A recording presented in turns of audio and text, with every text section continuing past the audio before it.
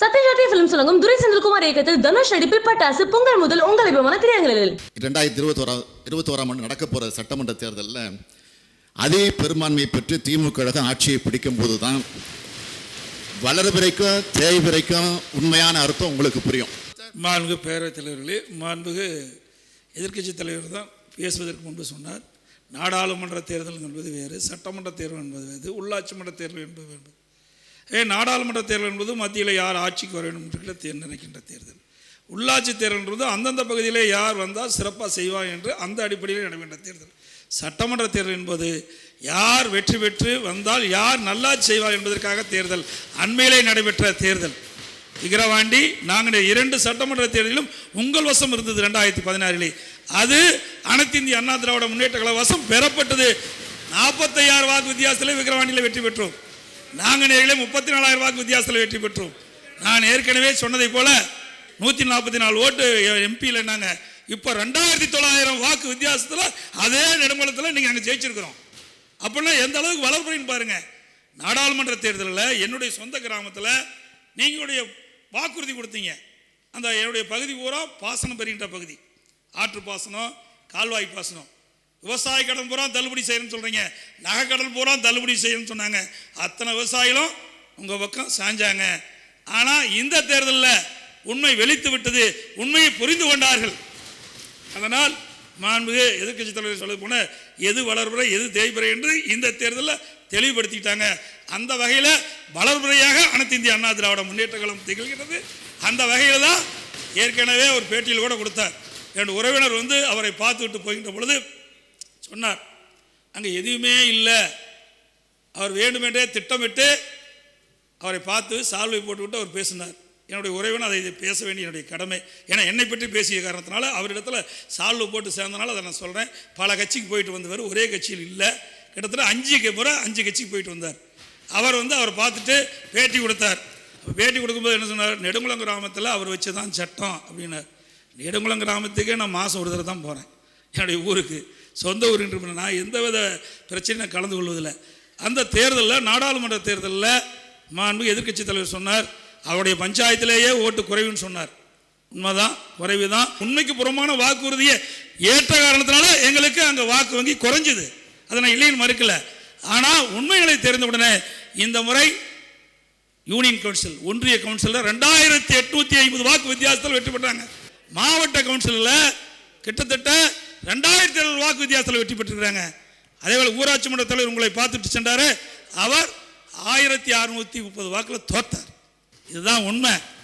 ஆகவே எங்களுக்கு வளர்பலை என்பது மக்கள் அங்கீகாரம் கொடுத்திருக்காங்க என்பதை தங்கள் வாயிலாக எதிர்க்கட்சி தலைவர் தெரிவிக்கிறார். மாண்புமிகு பேரவைத் தலைவர் அவர்களே, ஆகவே மக்கள் முடிவு தான் இறுதியானது. அந்த அடிப்படையிலே நாடாளுமன்ற தேர்தலே உங்களுக்கு மிகப்பெரிய வாய்ப்பை தந்தார்கள். நீங்கள் எல்லா பக்கமும் நாங்கள் தான் வெற்றி பெற்றோன்னு சொன்னீங்க. அந்த அடிப்படையில் தான் மாண்புமிகு மீன்வளத்துறை அமைச்சர் சொன்னார் வளர்பறையினர். ஆகவே அந்த காலகட்டத்தில் நீ கிராமத்தில் அதிகமான வாக்குகளை பெற்றுக்கிறீங்க. எடுத்து பாருங்க, எல்லாமே எங்கிட்ட குறிப்பு இருக்குது. அதிகமான வாக்குகள் நீங்கள் நாடாளுமன்றத்தில் பெற்றீங்க. இப்போ தலைகளாக மாறிட்டது. இந்த உள்ளாட்சி தேர்தலில் அனைத்து இந்திய அண்ணா திராவிட முன்னேற்ற கழக கூட்டணி அதிக இடங்களை வென்றது மட்டுமல்ல, அதிகமான வாக்குகளையும் பெற்றிருக்குது. ஏன்னா நாடாளுமன்ற தேர்தலுக்கும் ஒவ்வொரு பூத்தாக நீங்கள் பாருங்கள், ஒவ்வொரு பூத்தாக எடுத்து பாருங்கள், ஒவ்வொரு கிராமம் பாருங்கள், நாடாளுமன்ற தேர்தலுடைய வாக்கு பாருங்கள், இப்போ வாங்கின வாக்கையும் பாருங்கள். அதுதான் வளர்புற. அதில் தான் நாங்கள் வந்து இப்பொழுது உங்களை விட வளர்ந்துருக்கோம் என்று நான் தெரிவிக்கிறேன். ஆளுமை திறனுக்காக குறியீட்டு பட்டியலில் நாட்டிலேயே 18 பெரிய மாநிலங்களில் ஒட்டுமொத்த தரவரிசையில் தமிழ்நாடு முதலிடத்தை பெற்றிருக்கிறது என்று குறிப்பிட்டிருக்கிறீங்க. இப்படி தரவரிசைப்படுத்தி இருப்பது யார் என்று பார்த்தால், இங்கே பட்டியல் படித்தார் நம்முடைய முதலமைச்சர் அவர்கள், மத்திய பிஜேபி அரசு, அதன் கீழே இருக்கக்கூடிய துறைகள். உண்மைதான். ஆனால் இந்த ஆட்சியிலே தான் ஸ்டெர்லைட் துப்பாக்கி சூடு நடந்திருக்கு. மாண்புமிகு பேரவைத் தலைவர்களே, ஸ்டெர்லைட்டை பற்றி இங்கே குறிப்பிட்ட காரணத்தினாலே அதுக்கு பதில் சொல்ல எனக்கு கடமையில் இருக்கின்றேன். ஸ்டெர்லைட் விரிவாக்கம் கொடுப்பதற்கு நீங்கள் தான் நிலம் கொடுத்தீங்க. அதனால் விரிவாக்கம் செஞ்ச காரணத்தினால தான் இந்த பிரச்சனையே வந்தது. நீங்கள் விரிவாக்கத்துக்கு கையெழுத்து போட்டு நிலம் கொடுக்கலீங்கன்னா இந்த பிரச்சனையே வந்திருக்காது. அது மட்டும் இல்லை, நீங்கள் தொழில்துறை மந்திரியாக இருக்கின்ற பொழுது அப்பொழுது சட்டமன்றத்திலே பேசிய குறிப்பு இருக்கின்றது, 1,500 கோடி ரூபாய் விரிவாக்கம் செய்யணும்னு சொன்னீங்க. இப்போ மூடுன்னு சொல்கிறீங்க. ஆக இதை வன்முறைக்கு காரணமே உங்களுடைய ஆட்சியில் ஏற்பட்ட தீர்வு காணாமல் நீங்கள் அந்த ஸ்டெர்லைட் ஆலை விரிவாக்கம் செய்ய வேண்டும் என்ற எடுத்த நடவடிக்கை தான் இன்றைக்கி இவ்வளோ பெரிய பிரச்சனைக்கு உருவாகிறது. அதுவும் வழக்கு மன்றத்தில் நீதிமன்றத்தில் இருக்குது. ஆக இதெல்லாம் நீதிமன்றத்தில் இருக்குது. விசாரணை கமிஷன் அமைக்கப்பட்டிருக்கின்றது. அதெல்லாம் உரிய நடவடிக்கை எடுக்கப்படும். விசாரணை கமிஷன் கிடைத்த பிறகு, அறிக்கை கிடைத்த பிறகு யார் தவறு செய்தாலும் உரிய நடவடிக்கை எடுக்கப்படும் என்பதை தங்கள் வாயிலாக தெரிவித்துக் கொள்கின்றேன். மாண்பு பேரவைத் தலைவர்களே, நாங்கள் தவறு செய்யணும்னு சொன்னால் நீங்கள் எதுக்கு விரிவாக்கம் செய்கிறீங்க? நாங்கள் தவறு செய்கிறோன்னு நீங்கள் நினைச்சா அதை எதுக்கு விரிவாக்கம் செய்கிறீங்க? அந்த தொழிற்சாலை விரிவாக்கம் செய்ய வேணும். அதற்கு 1500 கோடி ரூபாய் விரிவாக்கம் செய்வதற்கு அந்த தனியார் நடவடிக்கை எடுப்பான்னு நீங்கள் தொழில்துறை மந்திரியாக இருக்கும்போது இருக்குது, அறிவிச்சிருக்கிறீங்க.